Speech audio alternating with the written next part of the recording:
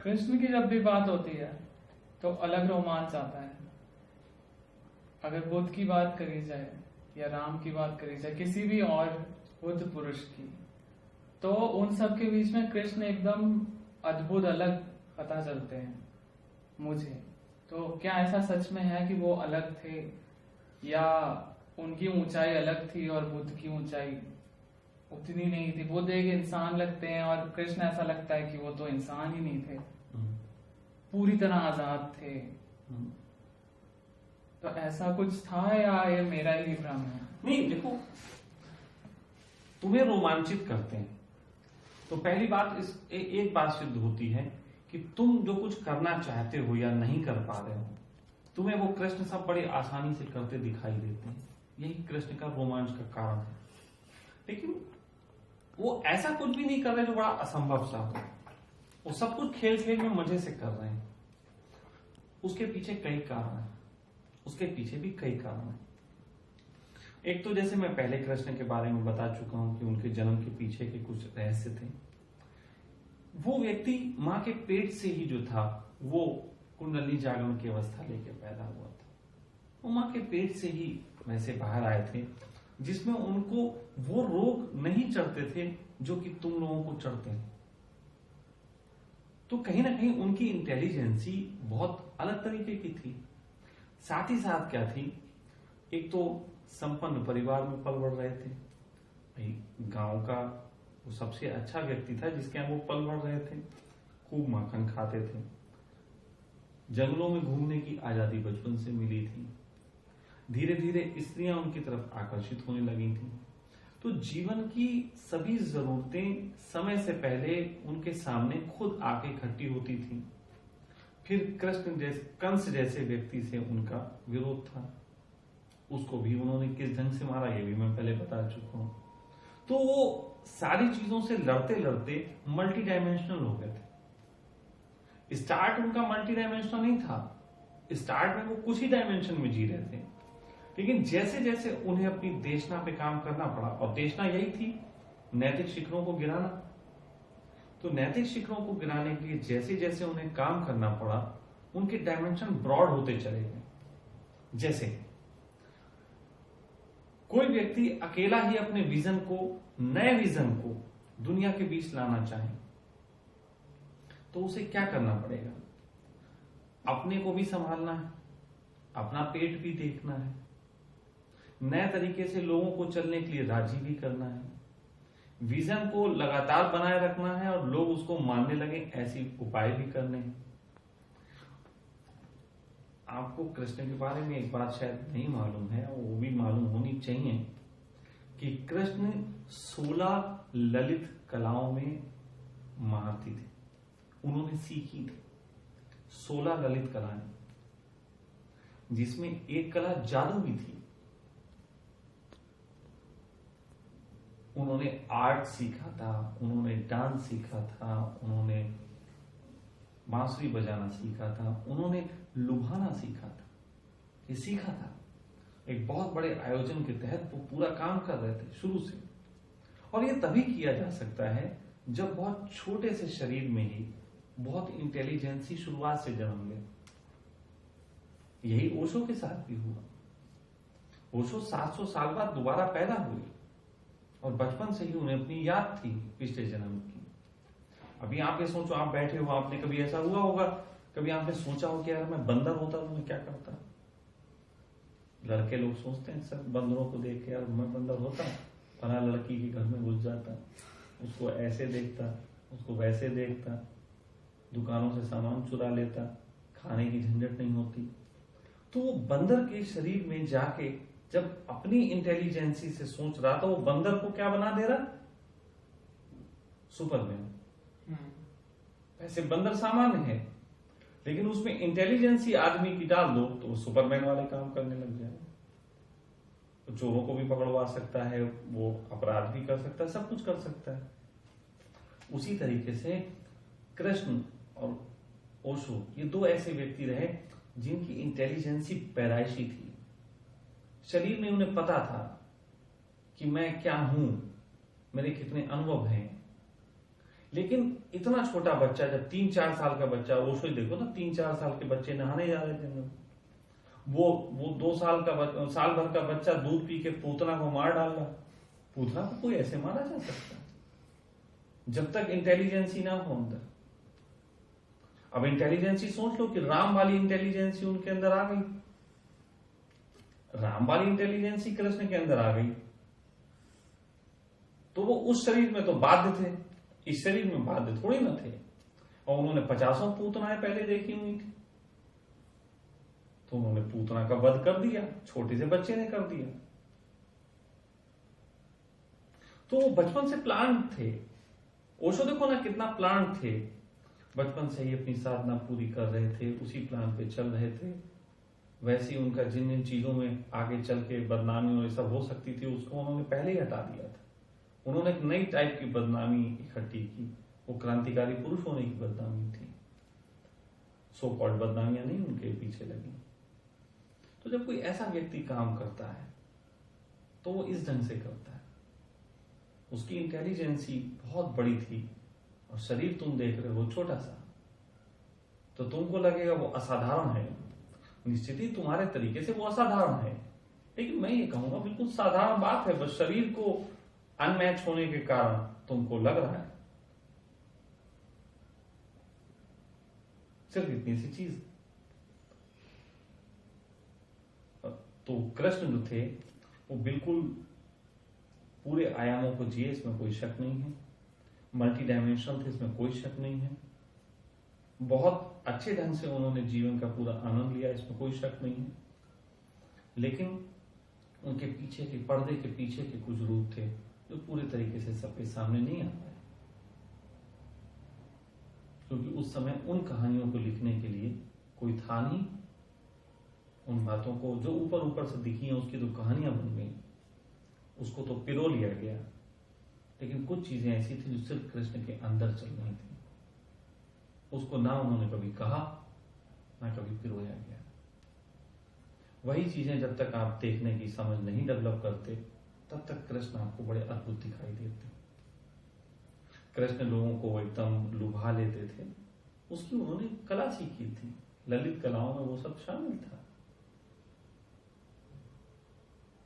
लेकिन ये बातें नहीं हमको पता चलती। कृष्ण का जीवन जितना बाहर से दिखाई देता है, उससे ज्यादा उसकी जड़ें कृष्ण के चित्त में है, और इसी कारण वो वृक्ष बड़ा मजबूत है। कृष्ण इतने पावरफुल थे। किस तरीके की पावर? जस्ट रॉ पावर, मतलब जब 1 साल के बच्चे में वो जाते हैं, वो मार रहे थे। सुदर्शन चक्र था, ऐसा लगता है। सुदर्शन चक्र क्या था, इसको समझ लेते हैं थोड़ा। आज सुदर्शन चक्र को भी थोड़ा सा खोल देते हैं। आपको बूमरैंग मालूम? बूमरैंग एक होता है ना, लकड़ी का टुकड़ा। आपको शायद नहीं मालूम कि गांव के बच्चे, अभी तो गांव में ऐसे बच्चे खैर नहीं होते, लेकिन अभी से कुछ साल पहले, मतलब 50-60 साल पहले, जब बच्चे अपने जानवरों को चराने जाते थे, तो वो जंगलों में खेलते खेलते बूमरैंग बना लिया करते थे। वो दूर होते थे जानवरों से, उसको आभास कराने के लिए कि जानवर के हम पास हैं, बूमरैंग चलाना जानते थे। वो बूमरैंग फेंक के मारते थे जानवरों के, और टकरा के वो लौट आता था। तो कम मेहनत में ज्यादा काम करने की हमेशा से आवश्यकता आविष्कार की जन्मी। कृष्ण भी गाय चराते थे, बचपन से चराते थे। उन्हें 2 चीजें ऐसी गाय चराते चराते मिली थी जिसका उपयोग उन्होंने कंस की हत्या में और लोगों की हत्या में किया। एक तो मल्ल युद्ध में वो माहिर थे। मल्ल युद्ध क्या होता है? मल्ल युद्ध होता है अपने शरीर के बल से दुश्मन को मार देना। मल्ल युद्ध में भी वो माहिर थे, और उसके लिए उन्होंने कहीं सीखा नहीं था। गायों के जब बछड़े भागते हैं और परेशान करते हैं, तो उनकी दोनों टांगे पकड़ के ऐसे उठा के गले में डाल देते हैं जो चरवाए होते हैं, और वो धीरे धीरे उनका वजन बढ़ता जाता है गाय के बच्चों का, लेकिन इनको पकड़ के डालने की आदत बढ़ती जाती है। ये एक तरीके का बहुत अच्छे एक शरीर के मालिक हो जाते हैं, एक बहुत अच्छे शरीर के मालिक होते हैं। साथ साथ गायों को चराने के लिए और अपने आप का समय बचाने के लिए बूमरैंग का इस्तेमाल करते हैं। और उस समय कृष्ण भी बूमरैंग का इस्तेमाल करते थे। लेकिन जब यही चीज उनको धीरे धीरे समझ में आई तो इसी को उन्होंने हथियार का रूप दिया। सपोज दैट बूमरैंग में उन्होंने ब्लेड लगा दिया। बूमरैंग में ब्लेड लगा दो, क्या वो गर्दन काट के लौट नहीं आएगा? अब थोड़ी सी बात ये समझनी है कि कहां पे हम मिसगाइड होते हैं। मिसगाइड ये होते हैं कि बूमरैंग हाथों पे वो कैसे चलाएंगे, वो चक्र जैसा दिखाया गया, तो ये तो चित्र की गड़बड़ है। ऐसे तो क्या चित्र में जो फोटो दिखाया गया कृष्ण वैसे थे? नहीं। दूसरी चीज ये होती है, किसी भी कथा को लिखते वक्त 3 तरीके के लोग उसको लिखने वाले होते हैं। एक होते हैं सांख्य के, जो सच को जैसा है वैसा लिख देते हैं। एक होते हैं काव्य के, जो कविताओं के तरीके से उल्लेख करते हैं। और एक होते हैं वीर रस के कवि, जो उसमें वीरता डालते हैं, जो उसमें खूब मसाला डालते हैं। जैसे रानी लक्ष्मीबाई ने युद्ध लड़ा और उन्होंने अपनी तलवार से अंग्रेजों की गर्दन काटी, लेकिन उसको लिखती है, जब वीर रस का कवि लिखता है तो ऐसे लिखता है, झर झर चली तलवार 100 सर कट कट गिरे। क्या ऐसा संभव है एक तलवार चले और 100 सर कट के गिर जाए? लेकिन क्या है, ये इतना बढ़ा चढ़ा दिया कि जब तुम तक बात पहुंची तो तुम्हें लगा कोई ऐसी तलवार स्पेशल बनाई होगी जो 100 सर काट लिए। दूसरी अब यही चीज कि जब अगर मैं तुमसे लिखूं, मैं तुमसे कहूं कि कृष्ण ने फला आदमी की गर्दन काटी एक ऐसे चक्र तो गोल घूमता जाता है, बूमरैंग भी तो गोल घूमता जाता है, कि एक चक्र से उन्होंने गर्दन काटी और वो फिर वापस लौट आया कृष्ण के पास। इसी को तुम चित्र में अंकित करो, कैसे करोगे? गर्दन काटी तो बीच में सिर्फ एक छोटा सा निशान नहीं दिखाओगे, तुम्हें गर्दन पूरी कटी दिखानी पड़ेगी, तभी चित्र में पेश किया जाता है। अगर आप ड्राइंग बनाओ या चित्र बनाओगे, उसमें गर्दन कटी की जगह आप बीच में दिखाओ कि बस इतनी नाल कट गई थी, तो वो तो समझ में नहीं आएगा, क्योंकि गर्दन कटे का मतलब तभी हो सकता है जब गर्दन गिर गई। तो शब्दों को चित्रों के रूप देते हुए ये भूल हो जाती थी। और वो चित्र जब बनाते थे गर्दन कटे, तो तुम तक खबर आती थी कि कोई गोल टाइप की, डिस्क टाइप की चीज होगी जो जाती होगी और पूरा काट के लौट आती होगी।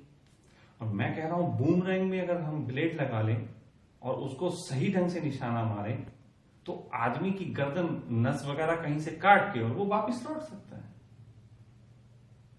पूरा बूमरैंग से कोई गर्दन उड़ाने की जरूरत नहीं, हत्या तो करनी है। तो इस तरीके का बूमरैंग था। अभी तुमने उसको बड़ा बड़ा कर लिया, तुम उसका विशाल विशाल रूप दे सकते हो। जैसे राम आए थे, राम उड़न खटोले से, कहा जाता है कि सीता को उड़न खटोले से लेके आए।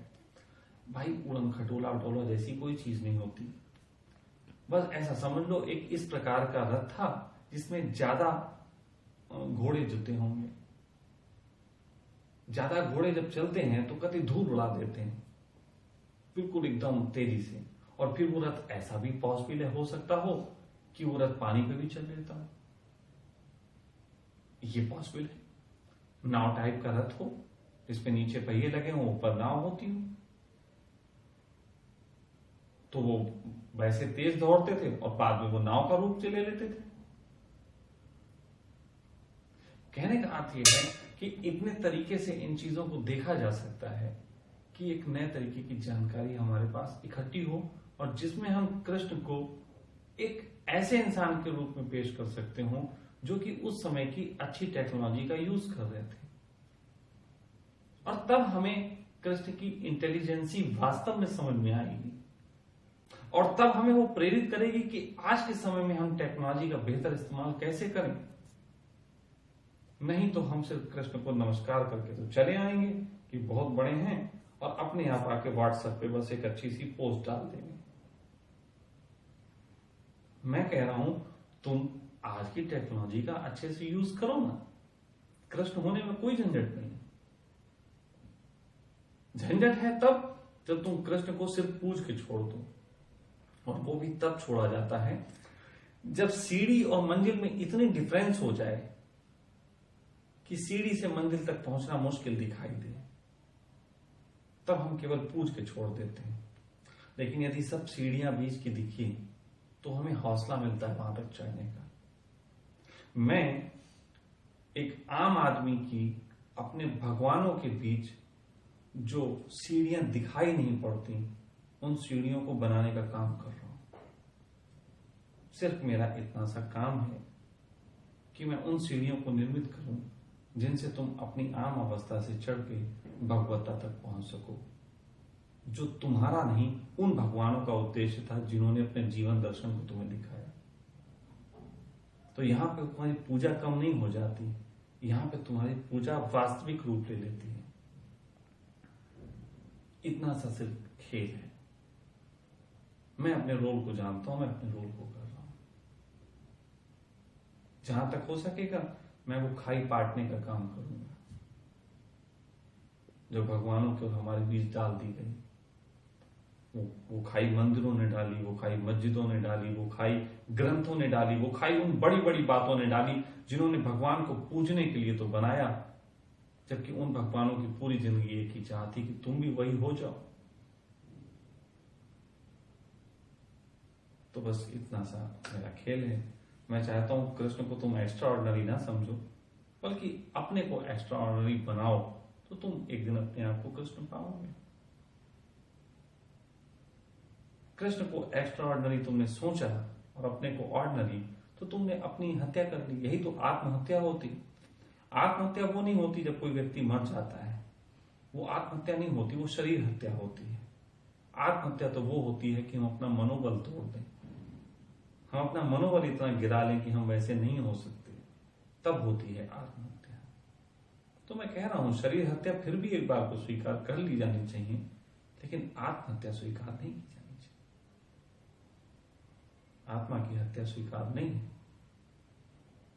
तो जो जो कारण आत्महत्या की तरफ प्रेरित करते हैं इंसान को, मेरी कोशिश रहेगी कि मैं उनको हटाऊं।